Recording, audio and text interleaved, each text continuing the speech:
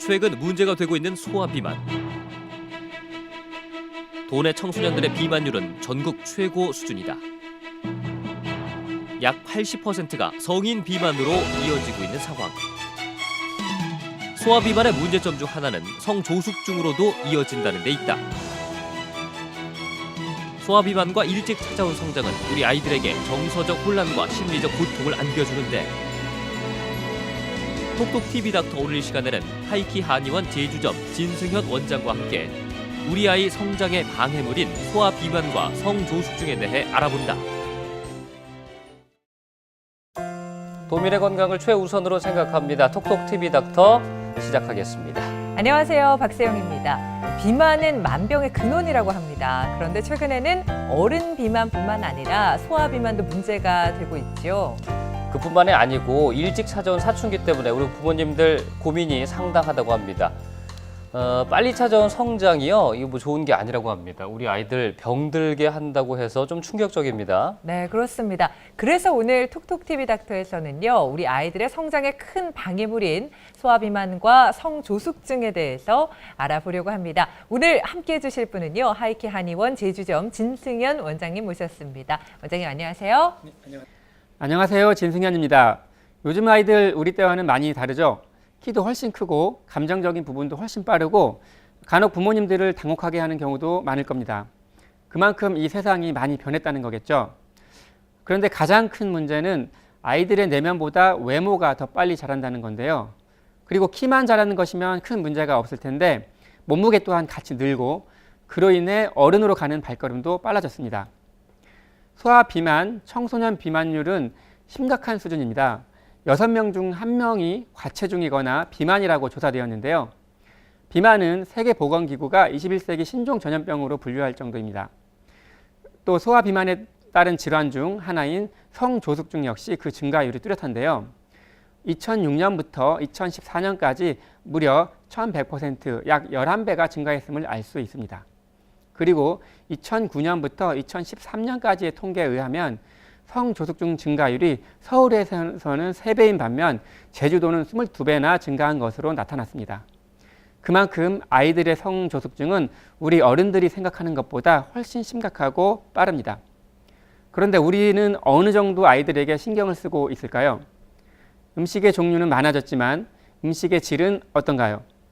매일 뛰어놀았던 놀이터보다 스마트폰이나 컴퓨터를 즐겨하고 있고 잠자리에 들어야 하는 시간에도 책상 앞을 떠나지 못하는 아이들이 대부분입니다. 이런 아이들이 얼마나 잘 자랄 수 있을까요? 그래서 오늘은 우리 아이들의 성장을 위협하는 소아 비만, 성조숙증에 대해 알아보도록 하겠습니다. 방금 들으신 대로 오늘의 주제 소아 프로젝트 중에서 비만입니다. 그리고 소아 비만으로 인해 나타날 수 있는 성조숙증도 함께 오늘 공부를 해보도록 하겠습니다. 우리 아이의 건강에 염려되시는 분들 확실히 채널을 고정하시고 끝까지 들어주셨으면 좋겠습니다. 본격적인 질문을 드려보도록 하죠. 네, 우리가 어렸을 때만 해도요, 어렸을 때 찐 살은 다 키로 간다 라면서 이제 많이 먹어라, 뭐 열심히 먹어라 라는 말씀을 이제 어르신들이 많이 하셨는데 이게 사실이 아닌가요? 저도 어렸을 때 많이 들었던 얘기인데요. 제주도 분들이 그런 얘기 많이 합니다. 물론 이제 적게 먹는 아이들, 마른 아이들에 비해서는 뚱뚱한 아이들이 더 잘 크는 건 맞아요. 그러나 키가 크기 위해서 뚱뚱할 필요는 없고요. 정상 체중인 아이들에 비해서 키가 크는 건 아닙니다. 그렇기 때문에 굳이 찌려고 노력할 필요는 없는 거고, 예를 들어서 뭐 칼슘을 많이 먹으면 다 뼈로 가느냐, 키로 가느냐, 그렇지가 않고 일정 정도 이상은 다 체외로 배출돼 버리거든요. 그래서 이 물이 몸에는 그런 조절 기능이 다 있기 때문에 굳이 많이 먹으려고 할 필요는 없습니다. 더군다나 많이 먹고 뚱뚱하게 되면 오히려 부작용도 있는데요. 뭐 건강상의 문제도 일으킬 수가 있고, 그다음에 정서적인 문제도 나타날 수가 있고, 또 심지어 많이 먹는 이유로 키가 더 작을 수도 있기 때문에 적정 체중을 유지하는 게 좋습니다. 어른들은 이제 비만 어떤 기준이 있습니다. 뭐 몸무게 분의 뭐 키 뭐 이런 이제 공식이 있잖아요. 아이들은 이걸 어떻게 비만이라고 진단을 하는지 좀 설명을 들어보도록 하겠습니다. 소아 비만의 진단 기준 설명해 주시겠습니까? 일단 소아 비만은 이제 유아기부터 사춘기까지를 다루게 되는데 그 기준은 이제 비만도를 가지고 합니다. 비만도는 그 체질량 지수라고 해가지고 몸무게를 키의 제곱으로 나눈 수치입니다. 이게 25가 넘어가면 이제 소아 비만이다 이렇게 보게 되는데요. 만 6세 이전 아이들은 비만으로까지는 안 보고 과체중 정도로 보고 있습니다. 왜냐하면 어린 아이들은 조금 더 통통한 경향이 있기 때문에. 그리고 계산하기 복잡하면은 이제 또래 애들 평균 체중보다 한 20% 더 체중이 오버돼 있다 하면은 이제 비만으로 볼 수가 있겠습니다. 근데 이제 몸무게가 많다고 무조건 비만인 건 아니고, 예를 들어 운동선수로 크는 아이들 많거든요. 운동선수인 아이들은 워낙 근육이 많아요. 이런 경우는 비만도만 보면은 과체중일 수가 있는데, 혹은 비만일 수 있는데, 지방은 적기 때문에 이런 경우는 또 비만이 아니라고 볼 수도 있겠죠. 그렇기 때문에 그 체성분 분석을 해서 지방이 어느 정도인지 따로 측정을 또 해볼 필요가 있습니다. 일단 소아 비만은 건강상의 문제를 야기시킬 수 있다. 이럴 것 같은데 어릴 때 비만인 아이들이 고혈압이나 당뇨병 혹은 심장병에 걸릴 가능성이 높다고 들었거든요. 이게 사실인가요? 그렇죠. 소아 비만이 이제 성인 비만으로까지 이완될 확률이 한 85% 정도 된다고 해요. 만약에 이제 고도 비만이다 하면은 거의 100% 성인 비만으로 가고요. 그렇게 되면은 성인이 되는 시점부터는 여러 가지 그 대사성 질환이 많이 나타나겠죠. 뭐 고혈압, 당뇨, 고지혈증, 기타 등등 많이 나타날 수가 있겠고, 심지어 암까지도 확률이 높아지겠죠. 그래서 그 성인 비만으로 가지 않기 위해서는 소아 비만 치료를 하는 게 뭐 당연히 좋겠고요. 성인 비만이 돼서 치료할 수도 있어요. 그런데 성인 비만 치료할 때는 그 뭐 탄수화물 중독도 심하고 그 식습관이 이미 많이 굳어져 있기 때문에 요요올 가능성이 좀 높기도 하고요. 기왕이면 어릴 때 치료하는 게 좋습니다. 네. 소아 비만, 그러니까 결론적으로 말씀을 드리면 성장에는 전혀 도움이 되는 게 아니라 이제 방해가 된다 이렇게 이해를 하시면 되겠고요. 네. 그러면 이제 그 이유가 뭔지 차례차례 그 이유를 알아야 어떻게 이제 문제를 풀어나가는데 도움이 될 수 있잖아요. 예, 알아보도록 하겠습니다. 일단 그 소아 비만이 여러 가지 문제 일으키지만 가장 큰 문제는 그 성조숙증을 유발하는 건데요.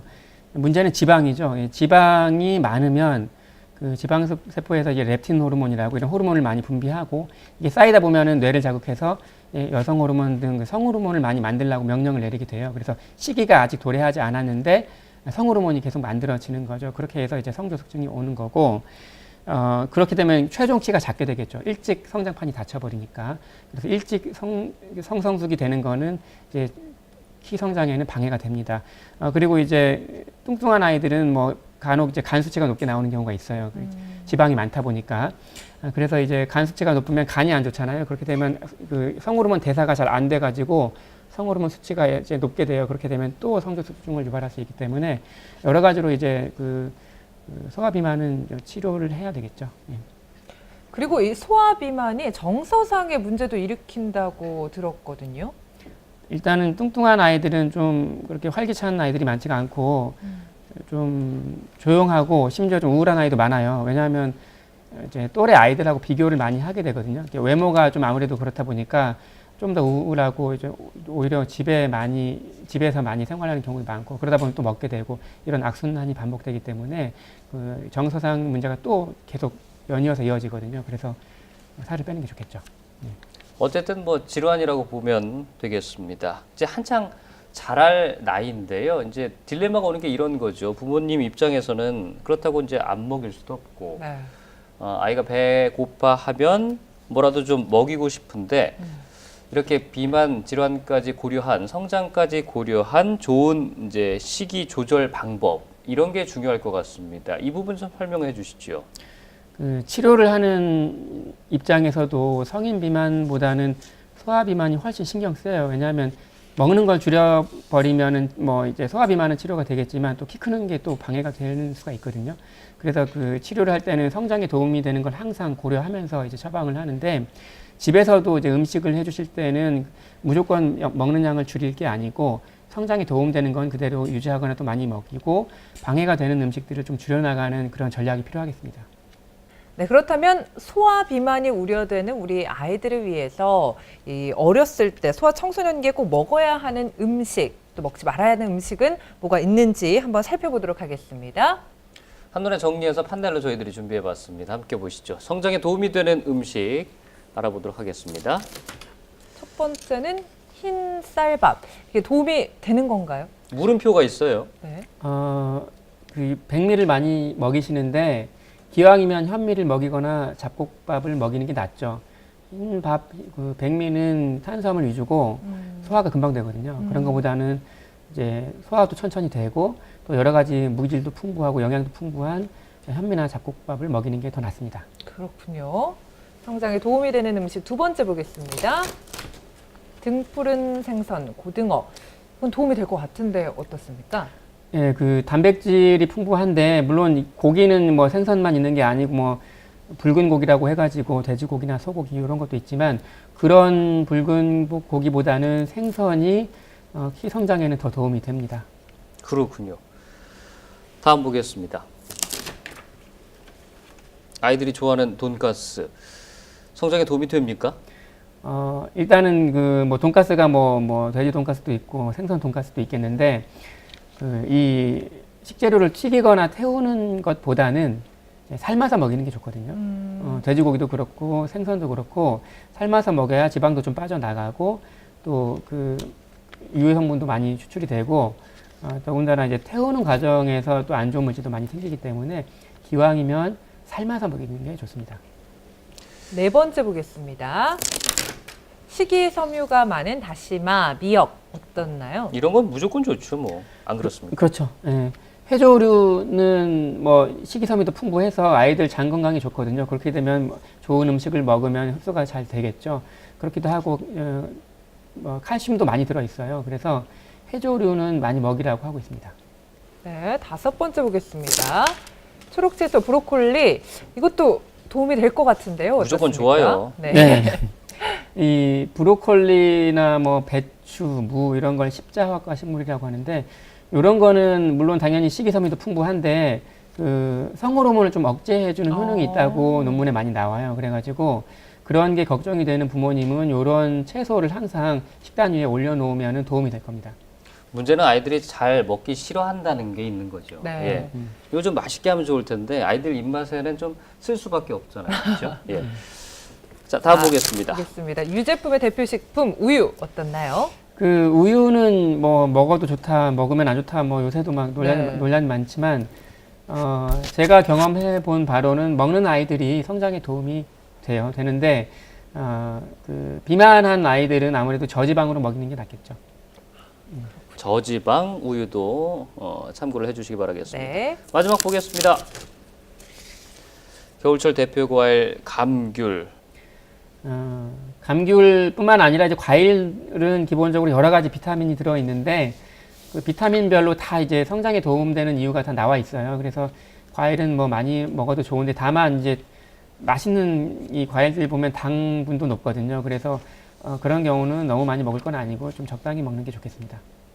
성장에 되는 음식들 또 그렇지 않은 음식들 쭉 설명으로 알기 쉽게 들어봤습니다. 밥 얘기 이제 나왔는데요. 이제 주식이라고 할 수 있잖아요. 근데 밥 또한 이게 탄수화물이란 말이죠. 네. 탄수화물 과다 섭취가 이제 비만을 유발한다. 이제 이렇게 많이들 알고 계십니다. 정리를 좀 해주시겠습니까? 그 비만도 여러 종류가 있겠지만 우리나라 같은 경우는 이제 밥을 주식으로 하기 때문에 그 탄수화물 중독으로 인한 비만이 많거든요. 아이들도 마찬가지일 거고요. 탄수화물이 뭐 무조건 나쁜 게 아니고 이제 요새는 그 좋은 탄수화물, 나쁜 탄수화물 이렇게 이름을 붙여서 얘기를 해요. 그래서 기왕이면 좋은 탄수화물을 먹이고 나쁜 탄수화물은 좀 줄이는 쪽으로 가는 게 아이들 소화 비만에도 좋고 성장에도 좋거든요.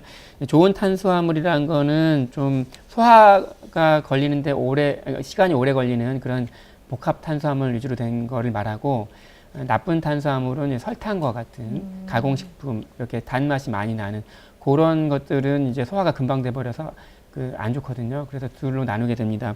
예를 들어서 현미밥이나 잡곡밥 이런 거는 소화가 오래 걸린다고 했잖아요. 그런 경우는 이제 도움이 되는데 이제 설탕이나 뭐 이제 당분 높은 과일, 가공식품 이런 것들은 먹게 되면 금방 소화가 돼서 당 수치를 금방 올려버려요. 그러면 이걸 낮추기 위해서 또 금방 인슐린이 분비돼서 금방 당을 낮춰버리고 그렇게 되면 또 금방 배가 고프고 그래서 더 많은 걸 찾게 되고 그래서 소화 비만이 되거든요. 그래서 소화가 천천히 이루어지는 게 아이들에겐 좋다고 볼 수가 있겠습니다. 아이들이 식단을 갑자기 바꾸면은 어떤가요? 잘 따라오지 않을 것 같은데. 예, 뭐 방금 다 식단 얘기를 했지만은 이게 식단을 갑자기 바꾼다는 게 어려워요. 어려운 이유가 아이들은 성인에 비해서 그 비만이라는 거에 대한 문제 의식이 좀 덜하고 그렇기 때문에 의지도 좀 약해요. 네, 그런 걸 부모님이 이제 노력을 해야 되는데 문제는 이제 부모님조차도 문제 의식이 좀 희박한 경우가 많아요. 뭐 우리 애들 뭐 통통한 게 어때서 뭐 이런 식으로 앞으로 뭐 키 크고 나서 살 빼면 된다. 일단 키 크려면 많이 먹어야 된다. 이렇게 인식을 잘못하고 있는 경우가 많기 때문에 그래서 더 어렵기도 하거든요. 그러니까 부모님들께서 일단 소화 비만이 굉장히 중요한 우리 아이에게 해가 되는 질병이다 이렇게 인식을 하셔야 되고 우리 아이에게도 타이를 때는 동기부여를 확실히 해줘야 돼요. 이 살을 빼면 예뻐진다. 또 키가 큰다. 뭐 이런 식으로 또 살을 빼지 않으면 키가 오히려 작을 수가 있다. 이런 식으로 동기부여를 해주는 게 중요하겠습니다. 그렇게 동기부여를 했는데도 아이들이 잘 따라오지 않을 경우 그 다음에 생각하는 게 어머니들이 아버지들이 병원을 한번 가봐야 되나 이제 이런 생각하시거든요. 네. 병원에 가게 되면 소화 비만 어떻게 치료가 되는지 그 부분도 또 지금부터 좀 알아보도록 하죠. 그 집에서 이제 부모님 노력으로 아이들 살을 빼준다는 게 사실은 굉장히 어려워요. 거의 실패하는 경우가 많기는 많더라고요. 그래서 그런 경우에 이제 저희 한의원에 오시는데 아이들도 치료 방침은 기본적으로 식욕 억제 성분은 한약 처방에 넣어요. 일단 안 땡겨야 되니까 넣긴 넣는데 물론 성인처럼 넣지는 않고요. 소량 넣게 됩니다. 거기다가 이제 체지방 분해를 도와주는 도움이 되는 것들이 있거든요. 그런 한약도 필요하면 넣게 되고 그다음에 식사 대신 이제 포만감을 느낄 수 있도록 해주는 식사 대용 식품도 처방을 하는 경우도 있고요. 그다음에 먹는 걸 줄이면 키가 크는데 일시적으로 방해가 될 수 있기 때문에 키가 크는데 도움이 되는 성분도 많이 넣습니다. 그래서 소화 비만 치료만 할 수는 없고 그냥 성장과 함께 치료한다고 보시면 됩니다. 그렇군요. 아직 어린데 약물 치료를 하는 게 괜찮은지 우리가 약물 치료다 하면은 부작용이 있지 않나라는 걱정도 되고 하는데요. 어떤가요? 왜냐면 한약도 이제 약이니까. 네. 예. 네, 그렇죠. 이제 약이기 때문에 이제 간혹 가다가 좀 애들이 좀 구역감을 느낀다, 뭐 토하려고 한다, 심지어 혹은 뭐 두통이 있다, 어지러워한다 그런 경우가 아주 간혹 있긴 한데요. 대부분 일시적으로 이제 지나가는 증상인 경우가 많고 또 이제 금단 증상처럼 먹는 걸 줄였을 때 나타나는 증상인 경우가 또 많아요. 그래서 약으로 인해서 부작용이 일어나는 경우는 거의 없고요. 간 수치를 저희가 측정을 해봐도 오히려 이제 비만 치료를 하다 보면 간 수치가 좋아지지 뭐 나빠지는 경우는 거의 없습니다. 네. 소화 비만 얘기하고 있고 또 병원에 가서 어떻게 치료가 되는지도 이제 들어봤는데 네. 소화 비만이 이제 여러 가지 문제를 일으킨다 이제 말씀을 해주셨습니다. 그 중에서 우리 네. 부모님들이 가장 걱정하시는 게 성조숙증이 아닐까 이제 싶습니다. 네. 지금부터는 이 얘기 나눠보도록 하죠. 네. 성조숙증이 뭔가부터 정의를 내리고 가겠습니다. 성조숙증은 말 그대로 이제 아이들이 사춘기가 빨리 찾아왔다, 신체적으로 빨리 찾아왔다 이런 얘기인데요. 보통 또래 아이들보다 2년 정도 빠르게 되면 우리가 성조숙증을 의심하게 됩니다. 보통 여자아이들 같은 경우는 만 10살 정도 되면 2차 성징이 시작됩니다. 그런데 만 8세 이전에 시작된다든지 남자아이들 같은 경우는 한 11살 정도에 시작된다고 보면 한 9살 이전에 시작이 되면 우리가 성조숙증으로 진단을 할 수가 있겠습니다. 일찍 큰다는 거 어떻게 보면 더 좋은 게 아닌가라는 생각이 들 수도 있는데 이 성조숙증이 왜 문제가 되나요? 그 성조숙증은 일찍 커서 부모님들이 우리 아이들은 엄마 아빠보다 더 잘 큰다 그래서 자랑스러워 하시는데 이게 잘 큰다기보다는 일단 뭐 일찍 찾아왔을 가능성도 높거든요.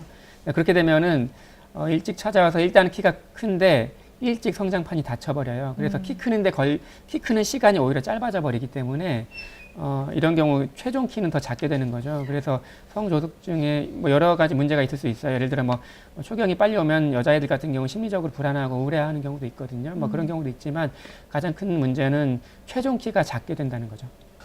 그러면 일단 부모님들이 우리 아이가 성조숙증인지 아닌지 이거 좀 알아봐야 되는데 네. 확인할 수 있는 방법은 뭐가 있는지요? 일단 여자아이하고 남자아이하고 구분이 되는데요. 여자아이들은 그 가슴이 좀 아프다 이런 얘기를 합니다. 좀 쓸릴 때 좀 아프다. 이렇게 만져보면 좀 약간 가슴 멍울 같은 게 약간 잡히는 경우가 있어요. 그런 경우는 시작이 됐다고 보는 경우가 많고요. 남자아이들 같은 경우는 이제 고환이 좀 커지고 무거워지면서 아래로 좀 처지는 느낌이 있거든요. 색도 좀 변하고 그런 거는 이제 아빠가 이제 같이 목욕을 하다가 발견하는 경우가 많은데 그런 경우는 또 만약에 이제 너무 일찍 얘가 이런 증상이 나타났다 싶으면은 이제 치료를 고려해봐야 되겠죠. 그렇군요. 그럼 이러한 성조숙증의 원인은 뭔가요? 뭐 방금 말씀드린 대로 이게 소화 비만이 뭐 원인이 또 대표적으로 되고 있고요. 물론 이제 성조숙증의 원인은 뭐 기질적으로 원인이 있는 경우도 있어요. 뭐 뇌종양이라든지 뭐 난소종양, 뭐 갑상선 기능 저하증 뭐 이런 원인이 있는 경우도 있지만 보통은 그 특발성이라고 해가지고 대부분 원인이 없어요. 그래서 이제 일반적인 원인을 찾자면 기본적으로 소화 비만이 대표적이고 그리고 유전적인 경우도 있죠. 예를 들어서 엄마 아빠 키가 작아요. 그런데 저희 같은 경우는 엄마 아빠 키도 물어보지만 언제 사춘기가 왔느냐를 꼭 체크를 하거든요. 그래서 이제 엄마가 뭐 초경이 6학년 때 5학년 때 왔어요 하면은 그 당시에는 중학교 때 많이 왔거든요. 엄마가 좀 빠른 편이었던 거죠. 그래서 키도 작고 그래서 그렇다면은 우리 딸아이도 좀 일찍 이제 2차 성징이 올 가능성이 있는 거고 아빠가 뭐 중학교 때 키가 다 컸다. 그렇다면 아빠도 역시 일찍 성장판이 닫힌 거기 때문에 2차 성징이 좀 빨리 올 가능성이 있겠구나 미리 예상을 하고 그런 경우에는 우리 아이 그 성조숙증에 대해서 미리 대비를 해야겠죠. 그리고 유전적인 경우가 있고 또 하나는 이제 음식 같은 경우도 이제 문제를 많이 일으키거든요. 뭐 이따가 또 말씀드리겠지만 성조숙증을 유발하는 음식들이 또 있어요. 그걸 모르고 계속 먹이다 보면 또 성조숙증이 찾아올 수가 있겠고 그 다음에 요새 많이 얘기되는 그 환경 호르몬 비스페놀 A라든지 프탈레이트라든지 이런 그 플라스틱 용기 네. 이런 제품 장난감 이런 제품들을 많이 사용하게 되면은 특히나 플라스틱 용기에 그 뜨거운 음식을 많이 데펴서 아이들한테 준다든지 뭐 이렇게 하다 보면은 그 성호르몬이 축적돼 가지고 일찍 성조숙증이 올 수가 있거든요. 그래서 그런 경우는 엄마가 유심히 살펴봐야겠고 그다음에 장시간 스트레스를 받거나 수면이 부족하거나 이런 경우는 아직 원인이 정확하게 밝혀지진 않았지만 조금 성숙이 일찍 온다 이런 얘기가 있습니다. 그러니까 원인, 이렇게 증상들을 보고 우리 아이가 성조숙증일 수 있겠구나. 그래서 이제 병원을 가봐야겠다. 그러면 검사나 치료 이제 방법들은 어떻게 진행이 되는지 알아보도록 하겠습니다. 기본적으로 혈액 검사를 하게 됩니다. 그게 기본인데 뭐 성호르몬 관련된 몇 가지를 검사하게 되고 그 다음에 성장도 중요하기 때문에 성장과 관련된 수치를 몇 가지 읽어요.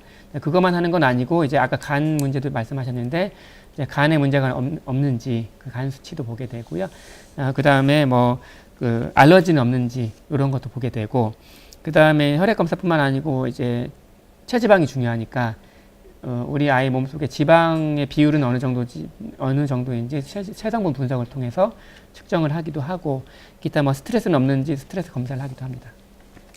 근데 무엇보다 가장 중요한 거는 성조숙증이 발생하지 않게 예방을 하는 것일 것 같은데요.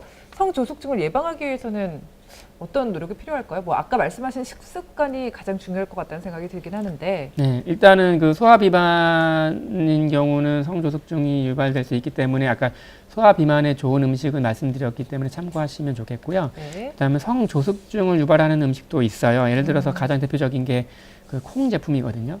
그 콩에는 식물성 에스트로겐이 들어 있어요. 그래서 우리 몸에 있는 에스트로겐하고 비슷하게 작용하기 때문에 두유라든지 두부라든지 그런 제품은 이제 성숙을 앞당길 수 있다라는 논문이 있어요. 그래서 그런 거는 콩은 아주 건강에 좋은 음식이지만 예민한 시기에는 좀 안 먹이는 게 좋지 않을까 생각이 들고요.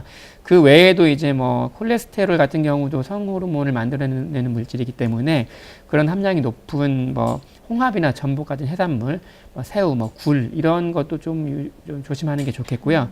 그다음에 알탕이나 내장탕 같은 경우 그런 경우도 조심해야겠고. 그다음에 석류 같은 과일에도 식물성 에스트로겐이 들어있죠. 그래서 그런 경우도 이제 조심하는 게 좋겠고요. 다만 또 성조숙증에 좋은 음식도 있어요. 아까 말씀드린 그 브로콜리나 배추 같은 경우는 성조숙증을 예방해주고요.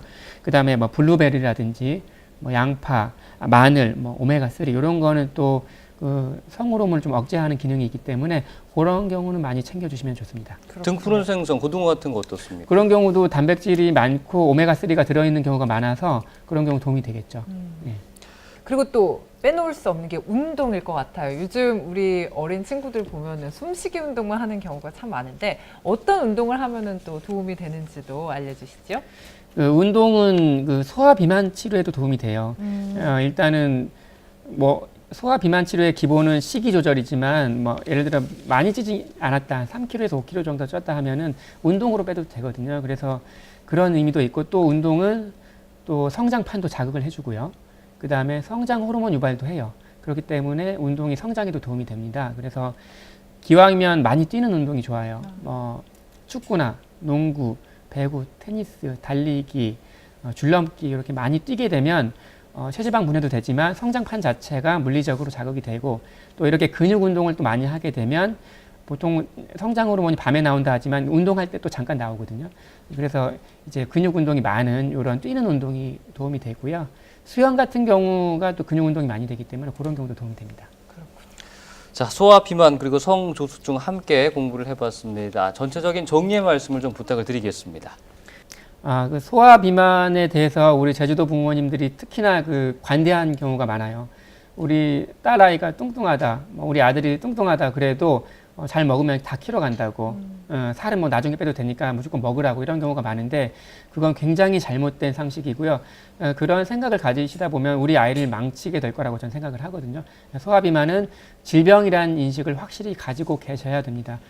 그리고 꼭 뭐 소화 비만이 키가 크는데 방해가 돼서뿐만 아니고 실제로 비만한 아이들은 아까 말씀드렸다시피 좀 우울한 경향도 있거든요. 정서적인 문제를 일으킬 수 있기 때문에 또 이제 치료를 해야 하고 또 성인 비만으로 가는 경우가 많기 때문에 예방 차원에서 아직 식습관이 덜 생겼을 때 탄수화물 중독이 덜 되어 있을 때 미리 소화 비만 치료를 해두면 우리 아이가 평생 건강할 수 있을 거라고 생각합니다. 여기까지 듣겠습니다. 하이키 한의원 제주점 진승현 원장과 함께 얘기 나눠봤습니다. 고맙습니다. 네, 감사합니다. 우리 아이 이제 성장 중에서 소화 비만, 성조숙증에 대해서 오늘 알아봤습니다. 네. 메모하고 정리할 게 참 많네요. 네, 맞아요. 관리는 늦지 않게 빠를수록 좋겠죠. 부모님의 관심 속에 우리 아이들이 자라납니다. 방학 그냥 흘려보내지 마시고요. 우리 아이 잘 자라고 있는지 이번 기회에 체크 한번 해보시는 것도 좋을 것 같습니다. 우리 아이들이 잘 자랄 수 있게 톡톡TV 닥터도 응원하겠습니다. 저희들은 여기서 인사드리겠습니다. 시청해 주셔서 고맙습니다. 고맙습니다.